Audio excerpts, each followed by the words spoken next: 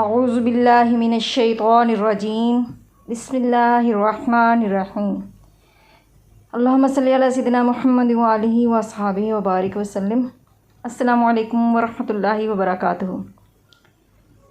ناظرین، آج ہم الحمدللہ پڑھیں گے سورۃ الاحزاب کی آیت نمبر 9 اور 10 لفظی اور با محاورہ ترجمے کے ساتھ، اور سمجھنے کی کوشش کریں گے کہ پس منظر کیا ہے ان دو آیات مبارکہ کا، اور ہمارے لیے ان آیات مبارکہ میں کیا نصیحت ملتی ہے، کیا تعلیمات ملتی ہیں۔ تو چلیں آئیں وقت ضائع کیے بغیر شروع کرتے ہیں۔ بسم اللہ الرحمن الرحیم۔ یا ایھا الذین، اے وہ لوگو جو آمنو، ایمان لائے ہو، اذکرو، یاد کرو۔ ذکر سے یہ لفظ نکلا ہے، عربی سے ہی اردو میں آیا ہے، ذکر کرنا، یاد کرنا۔ نعمت اللہ، اللہ کی نعمت کو، علیکم، اپنے اوپر یعنی تمہارے اوپر۔ علیکم اصل میں لفظ تھا علیکم، ٹھیک ہے، جو مل کر بنا علیکم۔ علی کا مطلب ہوتا ہے پر، اور کم تم پر۔ اذ، جب، جاءتکم، آئے تم پر، جنود، لشکر، فاتو، ارسلنا، ہم نے بھیجی، علیہم، ان پر، ریحن، تیز آندھی، وجنودن، اور لشکر، لم نہیں، تروہا، تم دیکھ سکیں ان کو، اور کان اللہ، ہے اللہ تعالی، بما، جو، تعملون، تم کرتے ہو، بصیرن، دیکھنے والا۔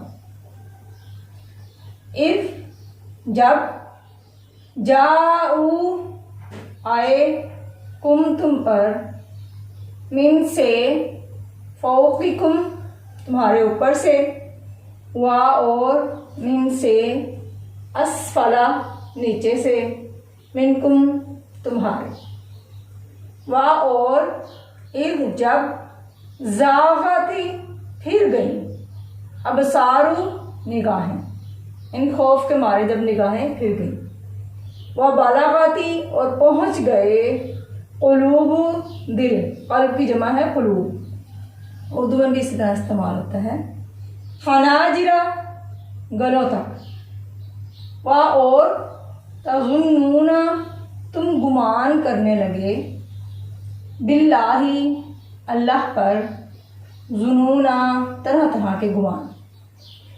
محاورہ ترجمہ دیکھتے ہیں۔ یا ایھا الذین آمنوا اذکروا نعمت اللہ علیکم اذ جاءتکم جنود، اے ایمان والو، اللہ کی اس نعمت کو یاد کرو جو اس نے تم پر اس وقت کی جب فوجیں تم پر حملہ کرنے کو آئیں۔ فَأَرْسَلْنَا عَلَيْهِمْ رِيحًا وَجُنُودًا لَمْ تَرَوْهَا، تو ہم نے ان پر ہوا بھیجی اور ایسے لشکر جن کو تم دیکھ نہیں سکتے تھے۔ وَكَانَ اللَّهُ بِمَا تَعْمَلُونَ بَصِيرًا، اور جو کام تم کرتے ہو اللہ ان کو دیکھ رہا ہے۔ اذ جاءوکم من فوقکم ومن اسفل منکم واذ زاغت الابصار وبلغت القلوب الحناجر،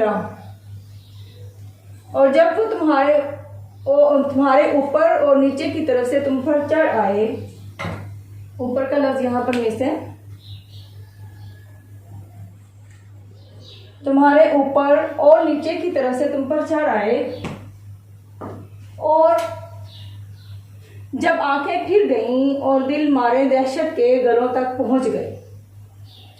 وَتَظُنُّونَ بِاللَّهِ الظُّنُونَ، اور تم خدا کی نسبت طرح طرح کے گمان کرنے لگے۔ اب ہم چلتے ہیں ان دونوں آیات مبارکہ کا پس منظر ہم دیکھیں گے، اور پھر دیکھیں گے کہ ہمارے لیے اس میں کیا نصیحت ہے۔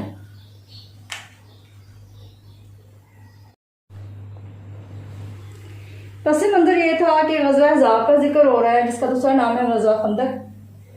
احزاب کا معنی ہے لشکر یا فوجیں، چونکہ اس میں کفار کے بہت سارے قبیلوں نے مل کر مسلمانوں پر حملہ کیا تھا مدینہ میں، تو مدینہ میں ابھی مسلمانوں کی تعداد کم تھی۔ مدینہ کے ایک طرف حملہ کرنے کی جگہ تھی جہاں پر حضرت سلیمان فارسی کے مشورے سے خندق کھودی گئی تاکہ کفار کے حملے کو روکا جا سکے۔